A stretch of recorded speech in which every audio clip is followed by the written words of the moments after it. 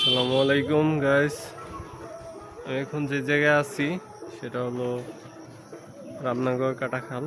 তো এটা কাটাখাল নাম দেওয়ার বিশেষত্ব বলতে আমি যেটা বুঝি সেটা হলো এই যে পাশ দিয়ে দেখতে পাচ্ছেন যে এটা মনে হয় সুরকি, তারপর কোদাল এগুলো দিয়েই মনে হয় এই খালটা কাটছিল।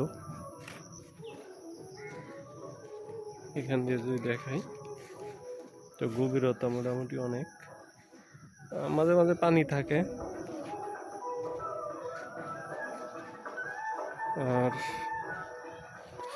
এই পাশ দিয়ে একটা রোড আছে, কাঁচা রাস্তা। আর এইখানে পুল, আর এই দিক দেওয়া হলো আসিম ফুলবাড়ি মেইন রোড। এটা